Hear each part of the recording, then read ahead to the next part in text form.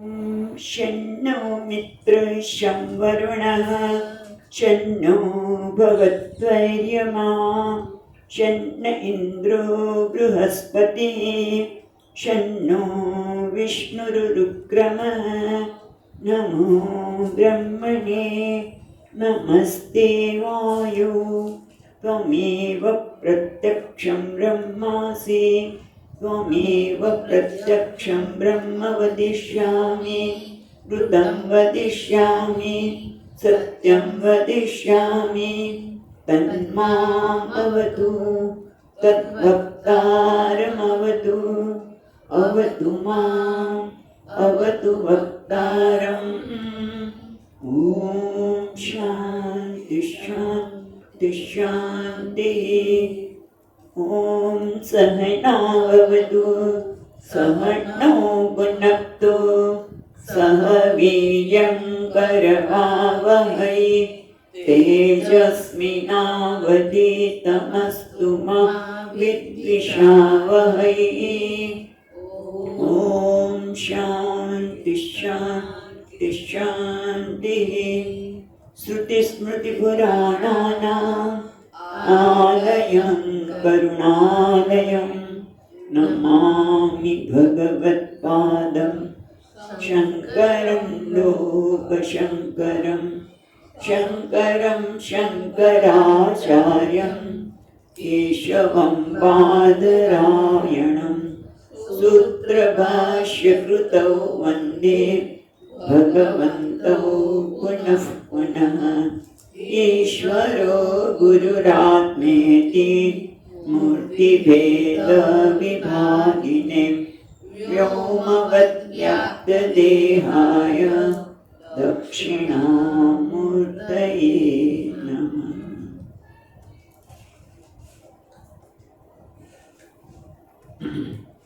આજે બરોબર પ્રાર્થના કરીએ, કારણ કે બરોબર લગભગ 1 વર્ષ પછી ફરી એકવાર આપણું પંચદશીનું અધ્યયન શરૂ થાય છે. થોડીક યાદ કરી લઈએ કે આ ગ્રંથની રચના કોણે કરી છે, તો સ્વામી વિદ્યારણ્ય. આ પંચદશીના 15 અધ્યાય છે, એના આધારે પંચદશી કયો. અને આ સ્વામીજી વિદ્યારણ્ય સ્વામીજી વિજયરાજનગરમાં પણ પૂર્વાશ્રમમાં હતા. પછી પણ એમણે ત્યાંના રાજાને ત્યાં મંત્રીપદ અને કુલગુરુ એ પ્રકારે બંને પદને સંભાળેલા ખૂબ ઉદાર હતા. અને આચરણી અવસ્થામાં એમણે સંન્યાસ ગ્રહણ કર્યો અને શૃંગેરી પીઠના 15 વર્ષ લગભગ શંકરાચાર્ય તરીકે રહેલા છે વિદ્યારણ્ય સ્વામી. અને એમના ગુરુ છે શંકરાનંદ. આપણે વિદ્યાર્થી પણ કહેવામાં આવે છે એમના ગુરુ તરીકે. અને અત્યારે પંચદશીમાં એ શંકરાનંદ મહારાજને ગુરુ તરીકે યાદ કરે છે. માટે આપણે શંકરાનંદ સ્વામી કહીશું. એમનું ચરિત્ર તો બહુ મહાન છે, કારણ કે મહાત્માનું ચરિત્ર છે એ પણ આપણને અપૂર્વ બોધ અને પ્રેરણા આપે છે. એટલે અત્યારે તો આપણે બધું યાદ કરશું નહીં, પણ ખરેખર એવું કહેવાય છે કે મહાત્માના જીવન ચરિત્રને સાંભળવું એ ગંગાના પ્રવાહમાં સ્નાન કરવા જેવું છે. અનેક પ્રકારના પાપને એ ધોનારું છે. પણ આપણે અત્યારે વિદ્યારણ્ય સ્વામી માટે એટલું જ કહીશું કે બહુ મહાન ત્યાં કે છે વિદ્વાન હતા. એમણે વૈદિક શાસ્ત્ર, જ્યોતિષશાસ્ત્ર, વ્યાકરણ શાસ્ત્ર, ધર્મશાસ્ત્ર અને વેદાંતના પણ અનેક ગ્રંથોની રચના કરેલી છે. અહીંયા લિસ્ટ આપ્યું છે, પણ આપણે નથી જોઈતા. હવે આપણે જઈએ ગ્રંથના પ્રારંભમાં. તો આપણને ખબર છે કે કોઈ પણ ગ્રંથનો પ્રારંભ કરીએ ત્યારે મંગળાચરણ કરવામાં આવે છે. શેના માટે? તો કે જેથી શિષ્ટ પુરુષોનું આચરણ છે માટે પણ કરીએ છીએ, અને આ કાર્ય નિર્વિઘ્ને પરિસમાપ્ત થાય એના માટે પણ કરવામાં આવે છે. બહુ મહત્વનું છે. અને આપણે પણ આજે ખરેખર કહીએ છીએ, બહુ હૃદયથી પ્રાર્થના કરીએ કે 1 વર્ષ સુધી આપણે પંચદશીના અધ્યયનથી વંચિત રહ્યા છે. પણ હવે ભગવાનને કહીશું કે ભગવાન અમારું આ કાર્ય હવે આગળ વધારશું, અહીંયા અટકાવી ન દેતા, અટકાવી ન દેતા. એટલે આપણે મંગલાચરણ કરીએ, સાથે જ બોલીશું. નમઃ શ્રી શંકરાનંદ, નમઃ શ્રી શંકરાનંદ, ગુરુપાદાંબુજન્મને ગુરુપાદ સવિલાસ મહામોહ, ગ્રાહ ગ્રાસૈક કર્મણે. તો અહીંયા ગુરુને પ્રણામ કરે છે. નમઃ શ્રી શંકરાનંદ, એમના ગુરુજીનું નામ શંકરાનંદી છે. એના ગુરુના ચરણ કમળમાં પ્રણામ કરવામાં આવે છે. કારણ કે ગુરુનો સ્વભાવ શું છે? તો કે મગર જેમ ગ્રાસ કરી જાય ને, એમાં આ ગુરુજી પણ શિષ્યના મોહરૂપી મગરનો ગ્રાસ કરનાર છે. એટલા માટે કહે છે કે ભૌતિક ભૂતો, અસ્મિતા, રાગ, દ્વેષ, અભિમાન વગેરે જે આપણે મગર, આપણે માછલી કે જે કંઈ કહીએ, મગર એનું ગ્રહણ કરીએ એમ ગુરુજી પણ કરે છે. એ સિવાય અહીંયા એક પણ શંકરાનંદ સ્વામી માટે એક બીજો અર્થ પણ કહે છે. શંકરાનંદ, શંકર એટલે જે કલ્યાણ કરે છે તે, શંકર એટલે જે કલ્યાણ કરે છે તે, અને આનંદ એટલે આનંદ સ્વરૂપ એવા અંતરાત્મા પરમાત્માથી જે અભિન્ન એવા સદગુરુના ચરણમાં હું પ્રણામ કરું છું. જે ચરણ કમળનું મુખ્ય કાર્ય છે શિષ્યના રહેલા અવિદ્યા અને અંધકાર્યોને નિવૃત્ત કરવા. એટલે આ રીતે ગ્રંથનો પ્રારંભ કર્યા પછી બીજા શ્લોકમાં બહુ સુંદર વાત કરે છે. શું કે અહીંયા થોડીક આપણે વાત બીજા શ્લોકમાં થોડી વાત વધારે કરશું, કારણ કે હવે ગુરુ પૂર્ણિમા આવે છે. માટે અહીંયા એ કહે છે કે સદગુરુના ચરણ કમળમાં સેવા કરવાથી અંતઃકરણના દોષ દૂર થાય છે.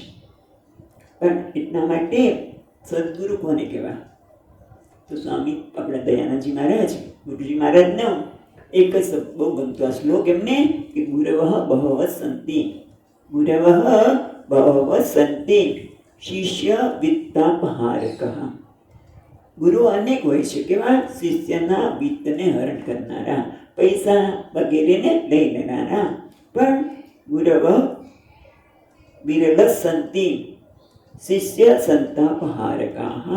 પણ એવા ગુરુ છે વિરલ હોય છે, જે આપણી પરંપરામાં બધા જ મહાત્મા.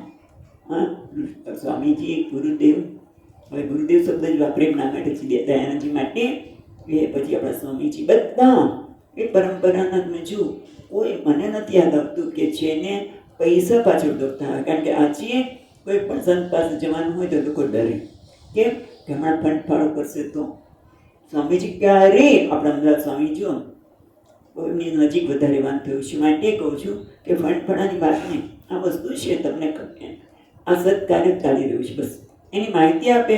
તમને મન થાય તો સત્કાર્યમાં સદભાગી થાવ, પણ ક્યારે ફંડફાળ થાય નહીં. પણ લોકો આનાથી ડરતા હોય છે. બધા વિત્તાપહારકા. પણ વિરલ સંતિ, વિરલ ગુરુ હોય છે કે જે શિષ્ય ચિત્ત શિષ્ય છે સંતાપહારકા, શિષ્યનો સંતાપ છે ચિત્તનો, એને હરનારા બહુ છે, જે જ્ઞાન આપીને શિષ્યના સંતાપને હરી લે.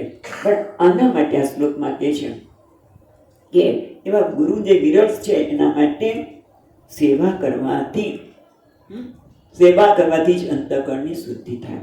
પહેલાં તો સેવા 3 પ્રકારની છે: શારીરિક સેવા, વાચિક સેવા અને માનસિક સેવા. પણ આ બધી સેવા કરવા માટે શ્રદ્ધા ભક્તિ હોય તો સેવા થઈ શકે, તો સેવા થઈ શકે નહીં. શ્રદ્ધા કોને કહેવાય તો આપણે ખબર જ છે. પણ હમણાં ક્યાંક વાંચવા મળ્યું કે 2 ભાઈઓ હતા. ઘણા આજકાલની શ્રદ્ધા આવી હોય છે, મોટે ભાગે બધા હોય છે એવું નથી કહેતા, પણ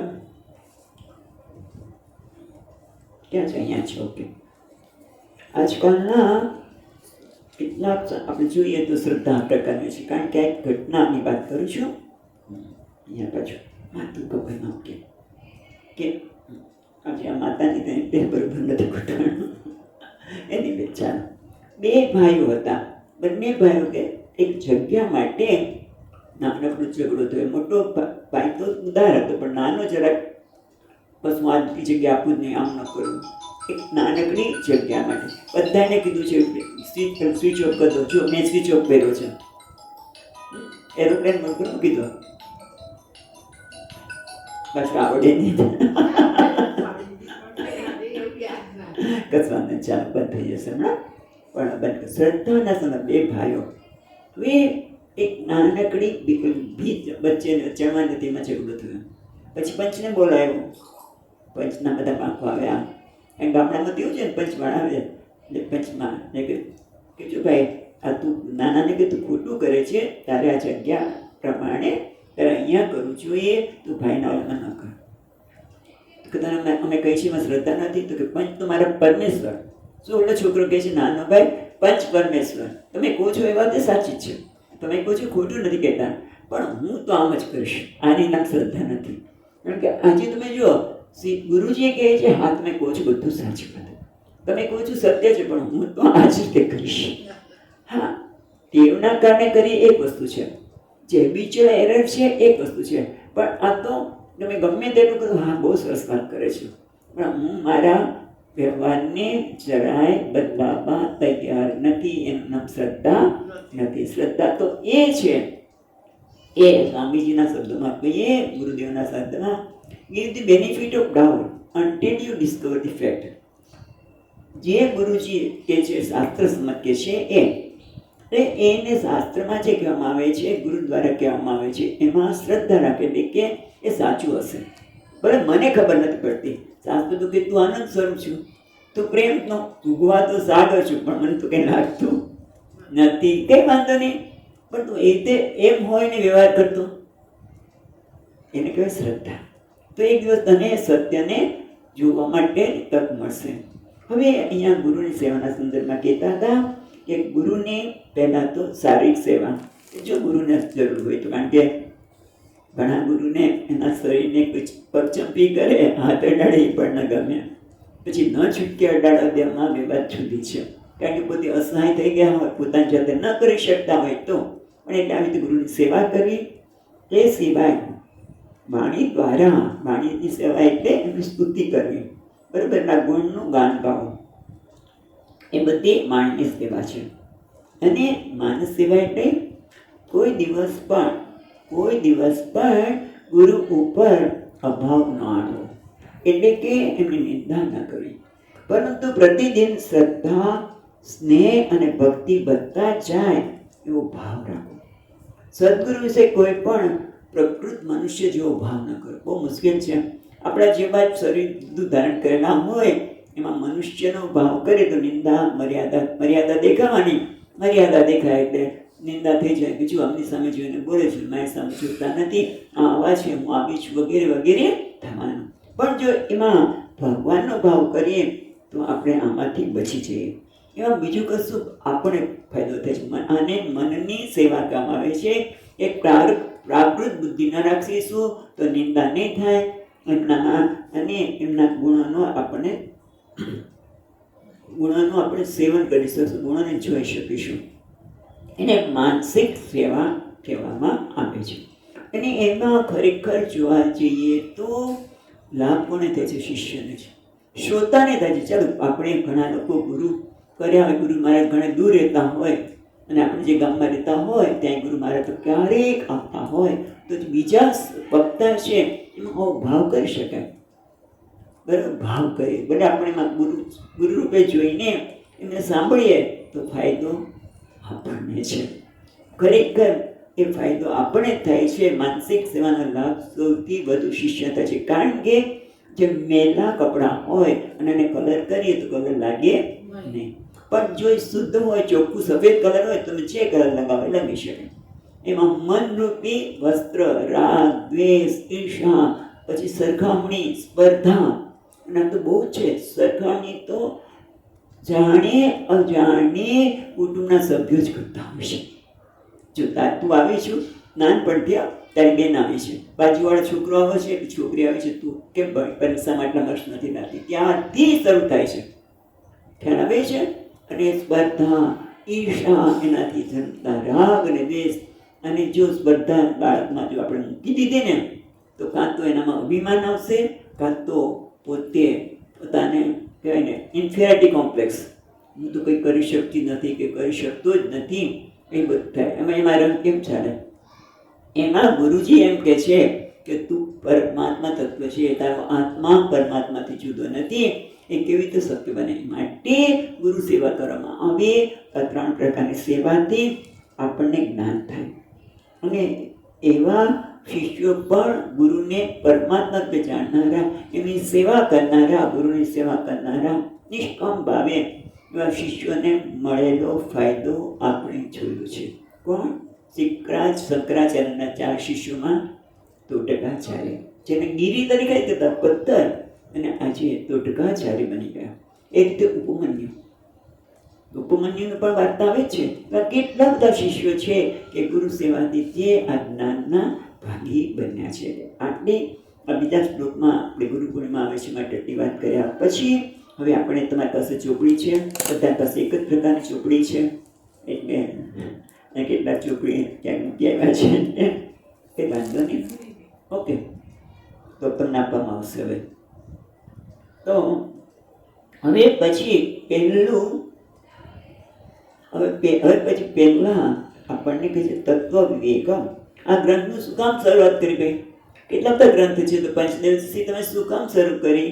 તો એટલા માટે કે સામાન્ય વ્યક્તિ સમજી શકે, એને લાંબો સૂક્ષ્મ બુદ્ધિ પણ ન હોય, અને લાંબો સમય બધા અધ્યયન બધા ગ્રંથો ન કરે, તો એક જ ગ્રંથ પૂરતું છે. એટલે કે છે સુખબોધાય તત્વાય, આ સરળતાથી આ તત્વનું જ્ઞાન થાય, એના માટે અમે અહીંયા વિવેક આપવાના છીએ.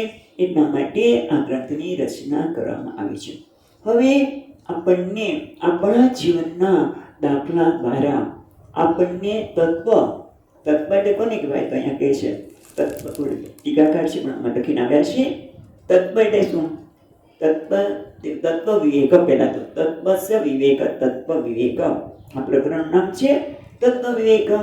તો એ તત્વનો વિવેક એટલે શું? કે અનારોપિત સ્વરૂપમ વિવેક તત્વ, જેના પર આરોપ ન થયો એવું સ્વરૂપ, એટલે કે અખંડ સચ્ચિદાનંદ જેનું સ્વરૂપ છે, જે કોઈ પણ દેશ, કાળ કે વસ્તુથી પરિચ્છિન્ન થતું નથી, મર્યાદિત થતું નથી. બધા દેશમાં, કાળમાં, વસ્તુમાં એવું ને એવું છે, એમાં કોઈ પરિવર્તન નથી. એ સચ્ચિદ આનંદ, એ સ્વરૂપનો વિવેક કરવો, એને કહેવામાં આવે છે તત્વ વિવેક. અથવા બીજા રીતે ટીકામાં કહે છે કે જે આરોપિત થયેલું છે, પંચકોશ છે, પંચકોશ રૂપી જગત જે આરોપિત છે, એને અનારોપિત કરવું, એનું નામ તત્વ વિવેક. અને એના આધારે હવે આપણું જીવન જે છે એનો વિવેક કરવામાં આવે છે. પહેલાં તો શું છે? જાગૃત અવસ્થા. અત્યારે આપણે બધા સ્પષ્ટ રીતે જગતમાં વ્યવહાર કરી શક્યા છે, કરી રહ્યા છે. કાં તો અત્યારે આ બોલવારૂપી શબ્દનો ઉપયોગ થાય છે, તમે સાંભળો છો.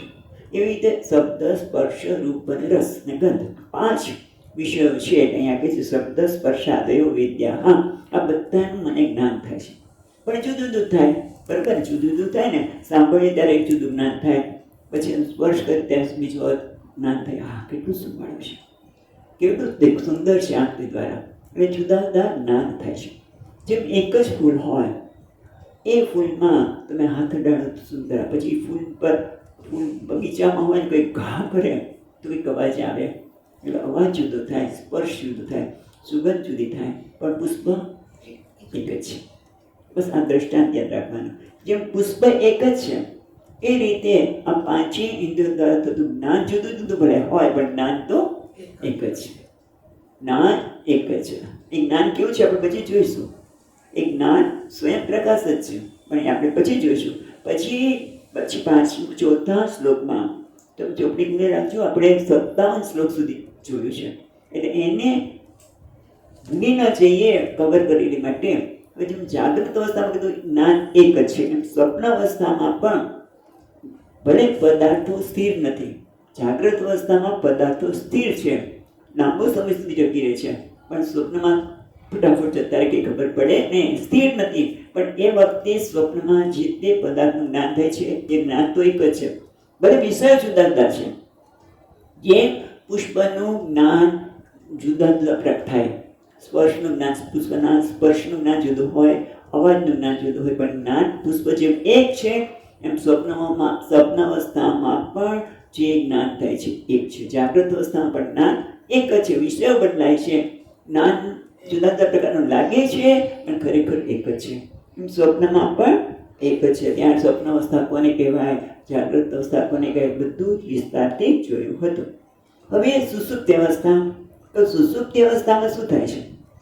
આપણે એક વિષયો હોતા નથી ત્યાં, એટલે કોઈ વ્યવહાર થતો નથી, પણ જ્યારે જાગીએ ત્યારે કંઈક હા તો બહુ સરસ આવી, અથવા તો જ આખી રાત ઊંઘ આવી જ નહીં, પડખા જ ફેરવ્યા.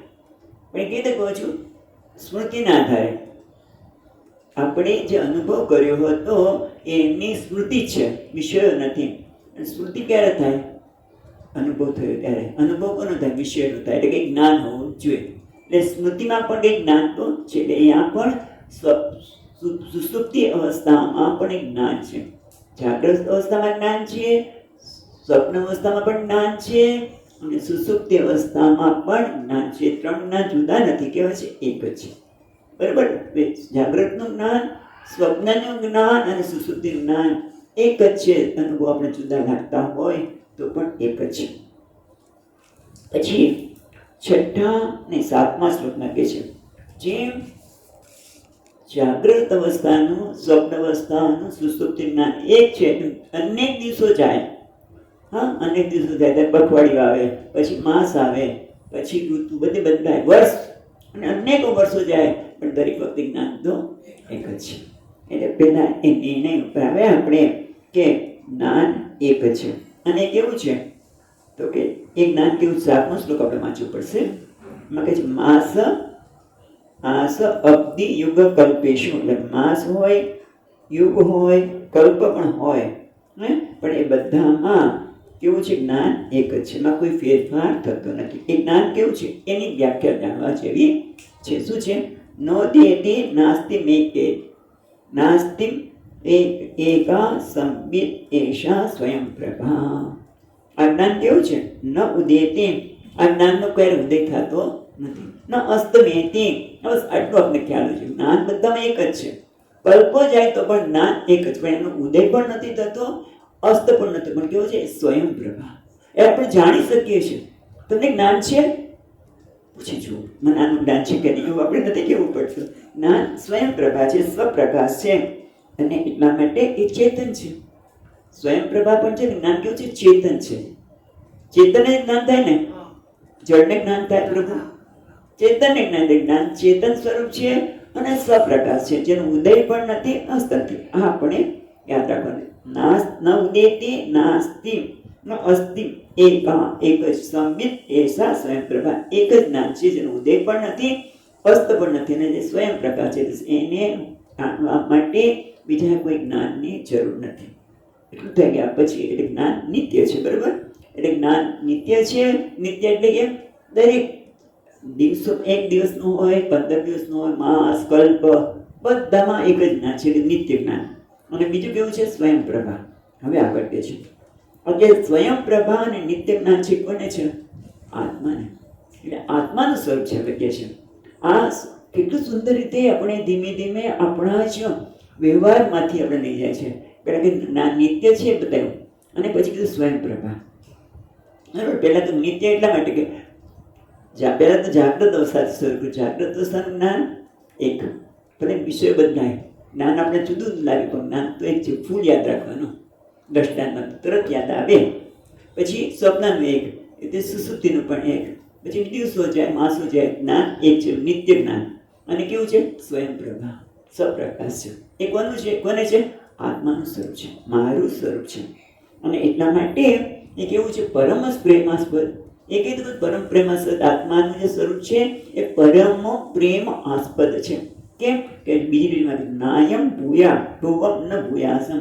ક્યારેય કોઈ વ્યક્તિ એમ નથી કીધું હું ન હોઉં, હું હંમેશા હોઉં, એવું જ મને ઈચ્છા થાય. ભલે પછી આપણે એવું માનીએ કે આ શરીરના નાશથી મારો નાશ થઈ ગયો, પણ ખરેખર આપણું અસ્તિત્વ ટકી રહે એના માટે બધાને પ્રેમ છે કે નહીં? છે જ. આપણા ગયા પછી નામની તકતી હોય તો લોકો યાદ તો કરશે ભાઈ આ કર્યું એટલે અસ્તિત્વ ટકી રહે એ પણ બધા ઈચ્છે છે. એટલે અસ્તિત્વ એક અને જ્ઞાન નિત્ય અને સ્વયં પ્રભા છે. કેવું છે? પરમ પ્રેમાસ્પદ. કારણ કે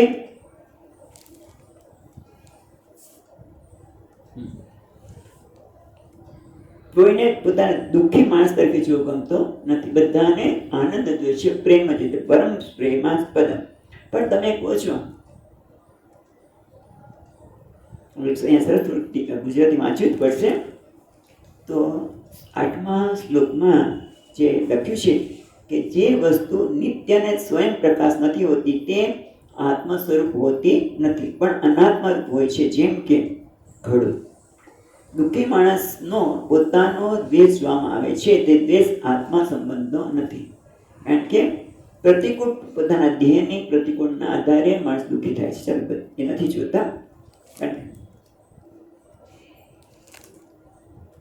સર્વ પ્રાણીઓ પોતાનો હોવા માટે ઈચ્છે છે, પોતાનો અભાવ કોઈ ઈચ્છતું નથી. કોણ ઈચ્છે? ગાંડો માણસ. એને ખબર જ ન હોય. મેં ક્યાં આ ગીતો ને મને યાદ આવ્યો. એક વર્ષો પહેલાની વાત છે. બધા અહીં તક બેઠા હતા, સાંભળતા હતા સત્સંગ. ગીતાનું ચાલતું ગમે તે. કોઈને દુઃખી તો ગમે? એક જણ આમે જ એમ કે બિચારાને ખબર જ નથી. પછી મને કીધું કે એની બુદ્ધિમાં થોડુંક મુશ્કેલી હતી, માટે બાકી કોઈનો કંઈક મન દુઃખી તો ગમે. ખ્યાલ આવે છે? બધાને આનંદ ગમે છે. પણ વસ્તુ એ થાય છે કે આપણને તેમ લાગે છે મને આનંદ તો ગમે છે, પણ આત્મા આનંદ સ્વરૂપ છે એ બરોબર નથી કહેતા તમે. કારણ કે મને આનંદ ક્યારે મળે છે? મારા પ્રિયજનો મળે ત્યારે. બરાબર? પુત્ર, પત્ની, ઘર, પૈસા એ બધું મળે ત્યારે મને આનંદ મળે છે. તો આત્મા પરમ પ્રેમાસ્પદ કેમ કહેવાય? તો કે જો ખરેખર ત્યાં આપણને બૃહદારણ્યક ઉપનિષદમાં યાજ્ઞવલ્ક્ય મુનિએ કોને કીધું હતું? મૈત્રીને, કે આત્મનસ્તુ કામાય સર્વમ પ્રિયમ ભવતી.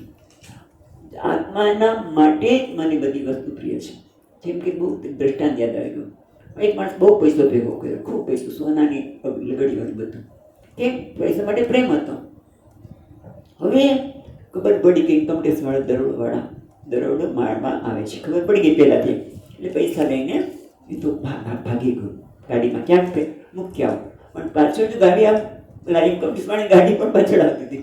તો એને શું કર્યું? પૈસા દરિયામાં ફેંકતો ગયો, દરિયામાં ફેંકતો ગયો. એટલે જે પૈસા મેળવવા માટે તે કેટલી મહેનત કરી છે, અત્યારે તો ફેંકી દે છે. કોણ પ્રિય છે? આત્મા.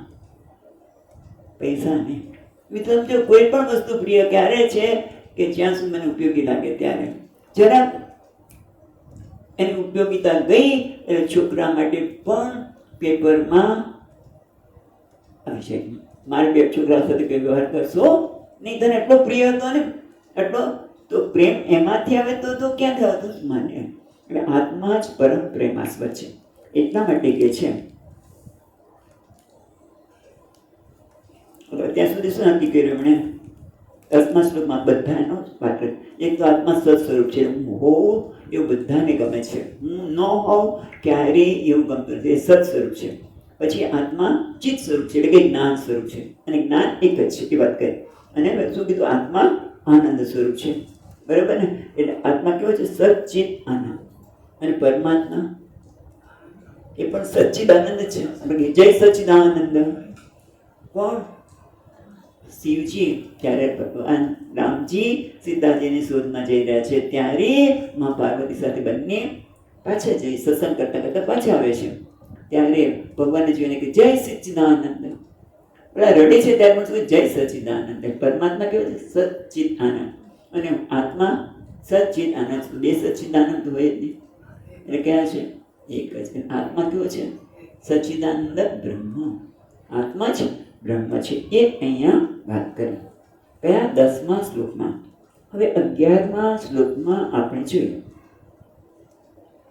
અભાનેન પરમ પ્રેમ ભાનેન વિષય સ્પૃહા. હવે પ્રશ્ન એ થાય છે કે જો આપણને ભાન ન હોય, એટલે જ્ઞાન થઈ જાય કે હું પરમ પ્રેમાસ્પદ છું, તો પછી મને વિષયની સ્પૃહા થાય નહીં. પણ વિષયની સ્પૃહા થાય છે, વ્યક્તિની સ્પૃહા થાય છે, ઈચ્છા થાય છે, બતાવે છે જ્ઞાન મને આનું આત્મા આનંદ સ્વરૂપ નથી, પરમ પ્રેમાસ્પદ હો જો મને સમજણ પડી જાય તો પછી મને વિષયની સ્પૃહા થાય નહીં. પણ વિષયની સ્પૃહા તો થાય છે, તો આવું કેવું? એટલે કાં તો મને ભાન છે, કાં તો ભાન નથી. એટલે આત્મા પરમ પ્રેમાત્મા છે, એનું કાં તો મને ભાન છે અને કાં તો નથી, એવું કહી દો તો કે બંને છે. ભાન પણ છે અને ભાન નથી પણ. એટલે કે સામાન્ય જ્ઞાન છે, હું પરમ પ્રેમાસ્પદ છું, કારણ કે મને પ્રેમની ઈચ્છા ક્યારેય ઓછી થતી નથી. એનું પરમ પ્રેમાસ્પદ તો છું અને મને ઈચ્છું છું કે હું પ્રેમનો સાગર બની જાઉં. પણ એટલે મારી ઈચ્છા તો છે. એટલે સામાન્ય જ્ઞાન તો અનુભવ તો છે, પણ એનું વિશેષ જ્ઞાન નથી. એના માટે 12મા શ્લોકમાં દ્રષ્ટાંત આપે છે. દ્રષ્ટાંત સમજી લઈએ તો પછી આગળના શ્લોકો સમજવા સહેલા પડે. એમાં બહુ સુંદર દ્રષ્ટાંત આપે છે કે પિતા છોકરાના સ્કૂલમાં ગયા.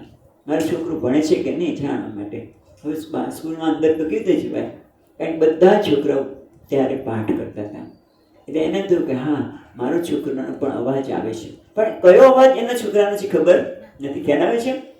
છોકરાઓ પાઠ પઠન કરી રહ્યા છે, સ્તોત્ર પાઠ કરતા હોય કે જે ગુરુજી આપ્યું હોય એ કરી રહ્યા છે. અવાજ સુંદર આવે છે. વાહ, કેટલું સરસ પાઠ કરે છે. ઉચ્ચાર તો જુઓ કેટલા રિધમથી કરે છે, બધું એને લાગે છે. પણ એ કેવું છે, દીકરો કરે છે, પણ આ જ મારા દીકરાનો અવાજ છે, જ્ઞાન નથી. એટલે સામાન્ય જ્ઞાન છે કે મારો દીકરો પણ પાઠમાં જોડાયેલો છે, કારણ કે બહાર જુઓ ચપ્પલ છે, પાઠમાં જોડાયેલો છે, બરાબર. પણ આ જ મારા દીકરાનો અવાજ છે ખબર નથી. એટલે સામાન્ય જ્ઞાન હોઈ શકે પણ વિશેષ જ્ઞાન નથી. કેમ? કારણ કે દીવાલ આવી ગઈ છે, અંદરથી દેખાતું હોત તો ખબર પડે. એટલે પ્રતિબંધના લીધે સામાન્ય જ્ઞાન હોય પણ વિશેષ જ્ઞાન હોય એવું બને કે નહીં? હા, આ દ્રષ્ટાંત તો આપણે લાગે છે કે સામાન્ય જ્ઞાન હોય, વિશેષ જ્ઞાનનું કારણ ન હોવાનું કારણ પ્રતિબંધ છે. એવી રીતે આપણા જીવનમાં પણ આવું છે. પ્રતિબંધો અસ્તિ કે છે. 13મા શ્લોકમાં કે છે આવો પ્રતિબંધ આપણા જીવનમાં હોય છે અને એના કારણે આપણને વિપરીત જ્ઞાન થાય છે. વિપરીત જ્ઞાન એટલે શું? હું સુખી નથી, હું સુખનો શોધમાં છું, પ્રેમના શોધમાં છું. એટલે અહીંયા કે છે 14મા શ્લોકમાં વાત કરે છે કે જેમ પોતાના પુત્રનો અવાજ સંભળાય છે પણ આ મારા પુત્રનો અવાજ છે એવું ન ખબર હોવાને લીધે, એવી રીતે પણ અજ્ઞાન કેવું છે તો કે ઉત્પત્તિ જોઈએ એમની આપણે આખું નથી માનતા,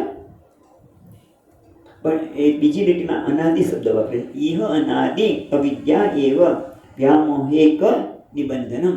અહીંયા પ્રતિબંધ કયો છે? અજ્ઞાન.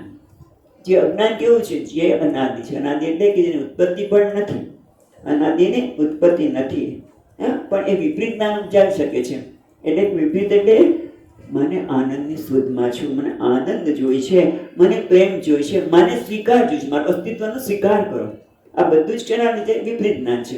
એનું કારણ શું છે? અજ્ઞાન. એટલે આવરણ, પ્રતિબંધ. જેમ દિવાલની પ્રતિબંધને લીધે સામાન્ય જ્ઞાન છે, મારો પુત્ર પણ આમાં પુત્રનો પણ અવાજ છે, પણ વિશેષ જ્ઞાન નથી. એ રીતે મને પ્રેમ જોઈએ છે, પણ એ સામાન્ય જ્ઞાન છે, પણ વિપરીત જ્ઞાનના લીધે, અજ્ઞાનના લીધે, અજ્ઞાનરૂપી આવરણના લીધે હું જ આનંદ સ્વરૂપ છે ખબર નથી.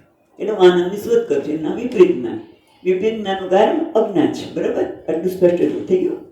અજ્ઞાન લીધે શું થાય? અજ્ઞાન કેવું છે? અનાદિ. એટલે કે આદિ ઉત્પત્તિ નથી. હવે બીજું કે અજ્ઞાન આવરણ તો છે, બરાબર, એટલું આપણે સ્વીકારીએ છીએ, પણ એ અજ્ઞાનનું આવરણ શું છે? એટલે એના માટે કહે છે 15મા શ્લોકમાં ચિત્તાનંદમય બ્રહ્મ પ્રતિબિંબ સમન્વિતા. હવે અજ્ઞાનનું સ્વરૂપ પેલા કહે છે તો કે અજ્ઞાનના બે સ્વરૂપ છે, પણ એમાં પહેલા પ્રકૃતિની વાત કરે છે. પ્રકૃતિ કોને કહેવાય? કે ચિદાનંદ પરમાત્માનું સ્વરૂપ છે, એનું પ્રતિબિંબ જેમ પડે, જેમ પાણીમાં સૂર્યનું પ્રતિબિંબ પડે એમ આ પ્રતિબિંબ પડે છે. એમાં તમોગુણ, રજોગુણ અને સત્વગુણ બધા સમાન અવસ્થામાં એને કહેવામાં આવે પ્રકૃતિ. એટલે જ્યાં સામ્ય અવસ્થા છે, જેમાં ત્રણેય ગુણો સમાન અવસ્થા, એટલે સમાન કરતા કહીશું સુસુપ્તિ અવસ્થામાં પડેલા છે, એને પ્રકૃતિ કહેવામાં આવે છે. એ બે પ્રકૃતિ બે પ્રકારની છે, જેમાં આપણે વાત 3 ગુણ હોય છે, સત્વ, રજસ અને તમોગુણ. જ્યારે શુદ્ધ સત્વ હોય ત્યારે ત્યારે એ પરમાત્માનું જે પ્રતિબિંબ પડે છે એને શું કહેવાય? અને અશુદ્ધ સત્વ, મલિન સત્વ એમાં પ્રતિબિંબ પડે તો એને શું કહેવાય? એ આધારે શુદ્ધ સત્વ અને મલિન સત્વના આધારે પ્રકૃતિ બે પ્રકારની છે. પ્રકૃતિ એટલે અજ્ઞાન, અવિદ્યા. પણ છતાં પ્રકૃતિને અવિદ્યા બે જુદા નામ આપવામાં આવે છે, આપણે જોઈએ છીએ. જ્યારે સચ્ચિદાનંદ પરમાત્મા શુદ્ધ, કોઈ પણ પ્રકારની મલિનતા ન હોય, રજોગુણ ને તમોગુણ ન હોય, ત્યારે શુદ્ધ સત્વમાં એનું પ્રતિબિંબ પડે ત્યારે ઈશ્વર કહેવામાં આવે, એને પ્રકૃતિ કહેવામાં આવે. એ પ્રકૃતિને માયા પણ કહેવામાં આવે છે. એટલે ઈશ્વર માયાને અધીન નથી, પણ ઈશ્વર માયાને વશમાં રાખે છે. સ્વતંત્ર, માયા સ્વતંત્ર નથી, ઈશ્વરને અધીન છે. એ સચ્ચિદાનંદ પરમાત્મા જ્યારે એનું પ્રતિબિંબ માયામાં પડે એને સબલ, માયા સહિતનું જે છે એને ઈશ્વર એવું કહેવામાં આવે છે. પરમાત્માને જ, સચ્ચિદાનંદ પરમાત્માને જ્યારે માયામાં એનું પ્રતિબિંબ પડે, માયા કઈ? શુદ્ધ સત્વ માયા, ત્યારે એને ઈશ્વર કહેવામાં આવે. અને ઈશ્વર માયાને અધીન નથી, માયાથી સ્વતંત્ર છે. માયા ઈશ્વરને અધીન છે. બરાબર, એટલું જ ક્લિયર થયું. બીજી માયા, બીજી એક પ્રતિબિંબ. બરાબર, જ્યારે પ્રતિબિંબ અશુદ્ધ મલિન સત્વ, મલિન સત્વ એટલે જેમાં રજોગુણ અને તમોગુણ પણ હોય. રજોગુણ અને તમોગુણ એટલે ઘણા બધા સંસ્કાર આપણે પછી જોઈશું, પણ એ હોય ત્યારે એ જ પરમાત્માનું જે પ્રતિબિંબ પડે છે એ કેવું છે? શુદ્ધ નથી, એટલે મલિન છે. એને કહેવામાં આવે છે અવિદ્યા, અજ્ઞાન. અજ્ઞાનના કારણે એ જ પરમાત્મા હવે શું બને છે? જીવ. ઈશ્વર અને જીવ, પ્રકૃતિ બે. એના એક છે માયા, માયાને આધારે એ જ સચ્ચિદાનંદ પરમાત્માને ઈશ્વર કહીએ છીએ. અને અવિદ્યાના કારણે, અવિદ્યા મલિન સત્વગુણના કારણે એને જીવ કહેવામાં આવે છે. એટલે આ કોની વાત થાય છે? કોઈને ના, આત્માને એટલે મારી. પછી ક્યાંક આ વાત મારી થઈ રહી છે એવી રીતે સાંભળવાનું છે આપણે. બરાબર છે ને? હવે અવિદ્યાના કારણે એને જીવ કહેવામાં આવે છે. તો એ જીવના સ્વરૂપની વાત કરવામાં આવે છે. જો આપણે 17મા શ્લોકે પહોંચી ગયા છો કે 17મા શ્લોકમાં કહે છે કે અવિદ્યા છે એનું પ્રતિબિંબ જ્યારે પડે છે ત્યારે જીવ કહેવામાં આવે છે. બરાબર, અને એ જીવ ના તમે જો શુભ અને અશુભ કર્મને લીધે, સત્વગુણની વધારાપણા ઓછાપણા લીધે અનેક યોની અંદરથી પ્રગટ થાય છે. તમે વિચાર કરો કે આ પરમાત્મા છે. અનેક યોની એટલે કે મનુષ્ય, દેવતા, એ જ આત્મા, દેવ, મનુષ્ય, પશુ, પક્ષી, કીટ, જળ, આ બધું જ અંદરથી જ વાંચવામાં આવે છે. એ તમે ઘરે જઈને પણ વાંચી શકો.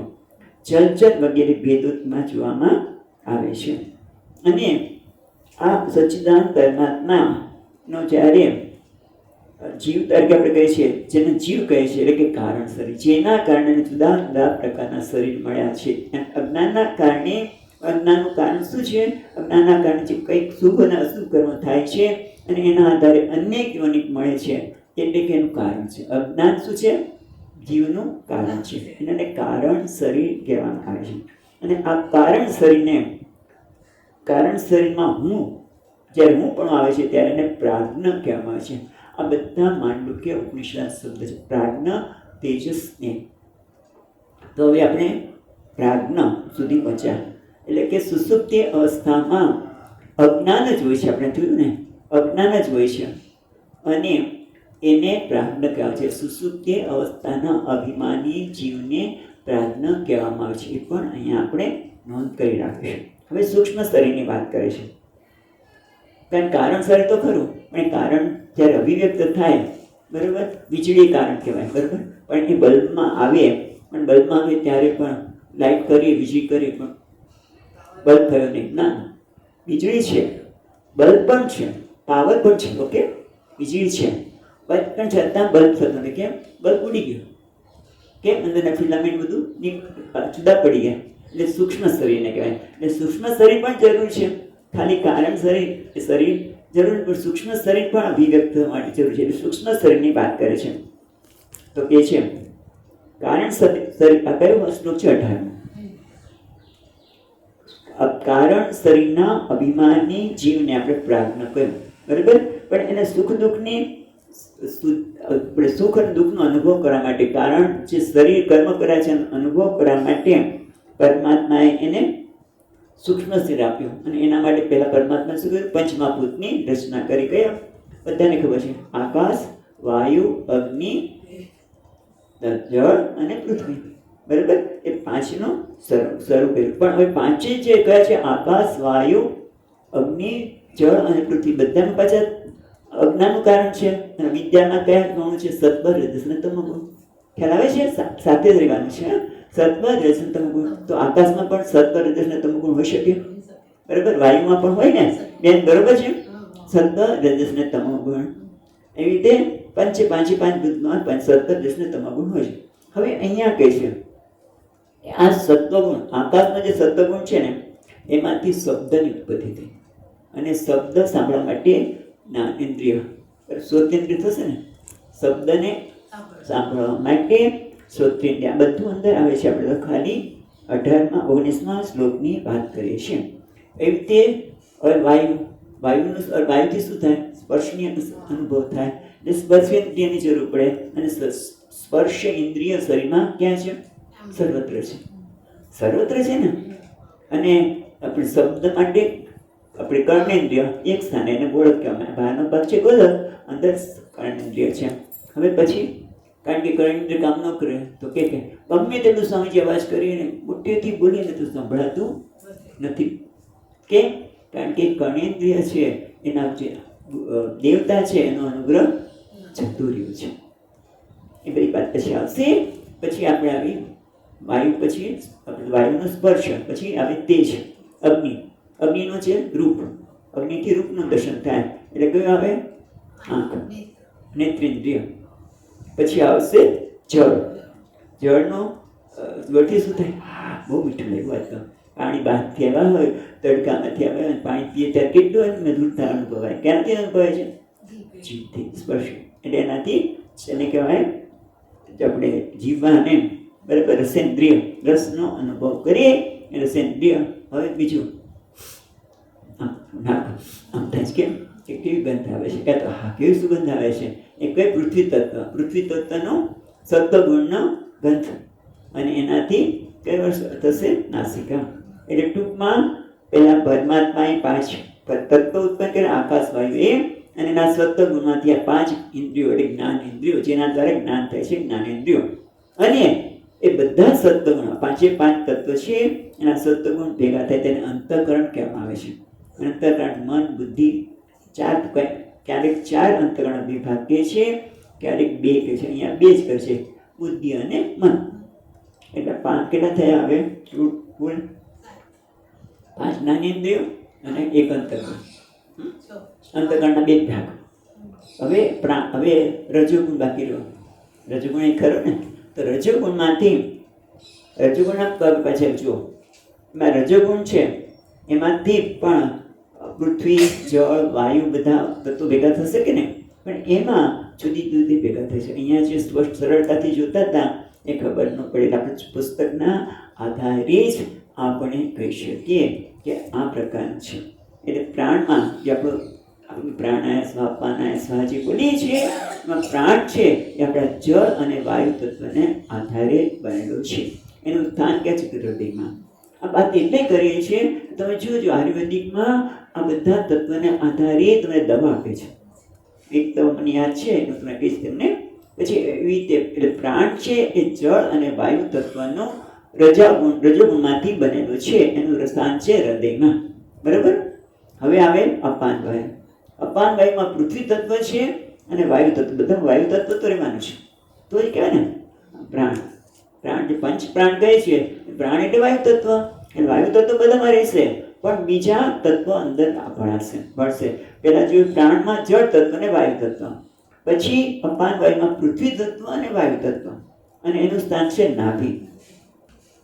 નાભીની નીચે ઉદાન, ઉદાન ઉપસ્થમાં એનું સ્થાન છે પૃથ્વી અને વાયુ. પછી સમાન વાયુ, એનું જે વાયુ અને વાયુ બંને વાયુ ભેગા થાય ત્યારે એને સમાન વાયુ કહેવામાં આવે છે. અને એનું સ્થાન છે નાભીમાં. અને જ્યારે વાયુ વાયુ કહ્યું ને એટલે વાયુ બરોબર ન હોય એટલે વાયુનું પ્રમાણ વધી ગયું છે હમણાં. આપણે ઘણી વખત બહુ વાયુ છે તો કંઈક મુદ્રા કરવાનું કે આ વાયુ મુદ્રા કરો તમને સારું રહેશે, અને વાયુ મુદ્રા કે બરાબર છે. હા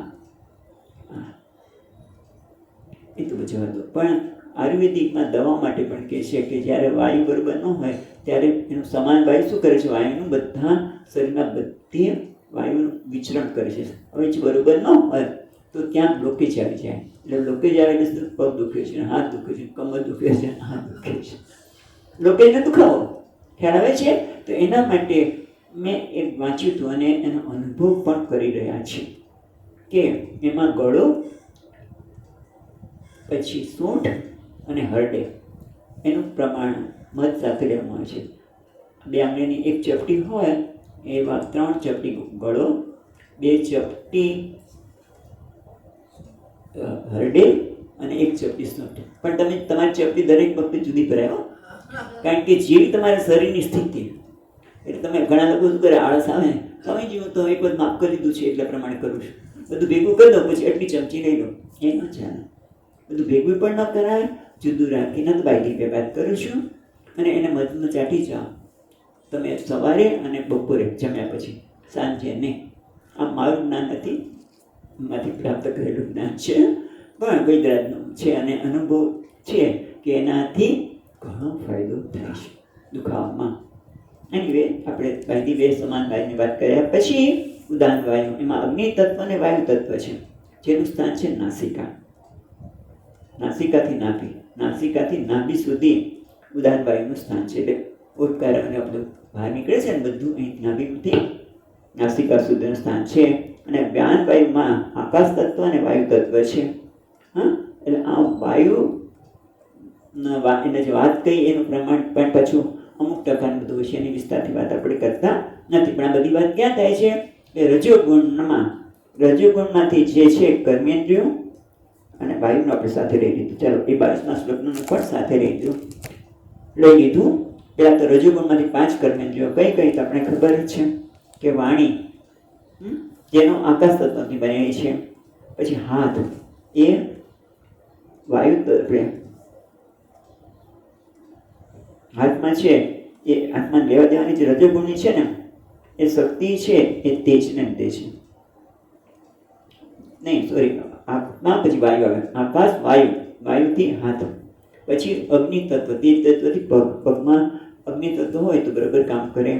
અને ત્યાર પછી આવે છે બુધા અને ઉપસ્થ. 2 ઉપસ્થમાં રસ, આપણે જળ તત્વના રજોગુણથી ઉપસ્થ બને છે. ઉપસ્થ એટલે જળ તત્વ એટલે આનંદ, રસનો અનુભવ, એટલે આનંદનો અનુભવ ઉપસ્થમાં થાય છે. અને બુધા એ બુદ્ધિ તત્વનો બનેલો છે. કયા? રજોગુણના. બરોબર. આ 5મા ભૂતમાં રજોગુણમાંથી 5 કર્મેન્દ્રિય બની, સત્વગુણમાંથી 5 જ્ઞાનેન્દ્રિય બની અને અંતઃકરણ. એવી રીતે આ જ રજોગુણના વાયુ તત્વના જુદા જુદા મિશ્રણથી આપણે 5 પ્રાણની પણ વાત કરી. બરાબર. પ્રાણ, અપાન, સમાન, ઉદાન અને વ્યાન. એની કેવી રીતે બને એની વાત કરી. અને હવે છેલ્લે અહીંયા સૂક્ષ્મ છેલ્લે, અહીંયા સમયના છેલ્લે નથી કહેતા, એ 5 મિનિટ આપણી પાસે છે, કારણ કે આપણે 57 શ્લોક કર્યા છે. એટલે જરા જો કેટલા ઝડપથી આપણે 24-25 શ્લોક સુધી આવી ગયા. અને આપણે બધું 1 વર્ષ પહેલાનું યાદ કરી લીધું, દેખાય છે બધાના મોઢા ઉપર. હવે અહીંયા 23મા શ્લોકમાં કહે છે કે સૂક્ષ્મ શરીર કેટલા તત્વનું બનેલું છે. તો આપણે જોયું 5 જ્ઞાનેન્દ્રિય, પછી અંતઃકરણના 2 એટલે 7, 5 કર્મેન્દ્રિય, 5 પ્રાણ, એટલે કે 17 તત્વનું બનેલું સૂક્ષ્મ શરીર છે. આ સૂક્ષ્મ શરીર છે એના આધારે આપણને સુખ અને દુઃખનો બધાનો અનુભવ થાય છે. પણ એ સૂક્ષ્મ શરીરને આપણે જેમ આપણે કારણ શરીરની વાત કરી, એમાં સૂક્ષ્મ શરીરની વાત કરી તો એના પણ 2 ભાગ પડશે. અને આપણે જીવને શું કીધું? પ્રાજ્ઞા. અને ઓલા ઈશ્વરને ઈશ્વર કીધું, ઈશ્વર સમષ્ટિ. એ સમષ્ટિ અને દ્રષ્ટિના આધારે જેમ એમ દ્રષ્ટાંત આપે છે કે વૃક્ષો હોય જુદા જુદા, જો આ લીંબુ છે, આંબા છે, આંબો છે, બધા જુદા જુદા વૃક્ષો આપણે બતાવીએ. પણ આપણા જ બગીચાના તો મોટી આપણી વાડી હોય એમાં પણ તમે ઉપર આકાશમાં જરાક ઊંચે જાઓ પછી તમને કોઈ દેખાય? જુદા જુદા દેખાય ને બધા વૃક્ષો દેખાય. એને આપણે કે વન. અને નીચે હોય ત્યારે બધાને જુદા પાડીએ છીએ, ત્યારે જુદા જુદા વૃક્ષોનું જ્ઞાન થાય છે. અને જે જુદા જુદા જ્ઞાન થાય છે વ્યષ્ટિ. આપણે બધા કેવા કહીએ? વ્યષ્ટિ. બરાબર? આ બેનું નામ જુદું, તમારું નામ જુદું, તમારું નામ જુદું, બધાના સ્વભાવ જુદા, એટલે એને વ્યષ્ટિ કહેવાય. અને જ્યારે બધા ભેગા થઈ જાય ત્યારે સમષ્ટિ. સમષ્ટિ સૂક્ષ્મ શરીરને હિરણ્યગર્ભ કહેવામાં આવે, અને સમષ્ટિને વ્યષ્ટિ, એક એક વ્યષ્ટિ એટલે એક એક વ્યક્તિ, એના સૂક્ષ્મ શરીરના અભિમાનીને તેજસ કહેવામાં આવે. ખ્યાલ આવ્યો? તેજસ એટલે જ્ઞાન. બરાબર? સૂક્ષ્મ શરીર દ્વારા જ્ઞાન થાય છે ને, પછી એના દરકર્મ થાય છે. એટલે સૂક્ષ્મ શરીર વ્યષ્ટિ સૂક્ષ્મ શરીરને તેજસ કહેવામાં આવે. સમષ્ટિ એટલે જ્યાં કોઈ પ્રકારનો ભેદ નથી. સમષ્ટિ એટલે આ સૂક્ષ્મ શરીર હું, એક સૂક્ષ્મ શરીર જ્યારે હું કહું છું ત્યારે એને વ્યષ્ટિ કીધું, એને અભિમાનીને તેજસ કહ્યું. અને સમષ્ટિમાં કોઈ એક સૂક્ષ્મ શરીર સાથે અભિમાન નથી, બધા સાથે અભિમાન છે, એને હિરણ્યગર્ભ, કર્મફળ દાતા, હિરણ્યગર્ભ અથવા કર્મફળ દાતા પણ કહેવામાં આવે છે. બરોબર? એટલે આપણે કેટલા શ્લોક જોયા? 25માં 25 જોયા બેન. એટલે જો તેજસને આ તેજસ છે પણ સ્થૂળ શરીરની પ્રાપ્તિ થાય તો જ આ બધા ભોગ સિદ્ધ થાય. બધું બનાવ્યું ભગવાને, પણ એ બધાએ ભગવાને બનાવ્યું ખરું, પણ એ બધાનો અનુભવ ક્યારે થાય? કે જ્યારે સ્થૂળ શરીર હોય ત્યારે.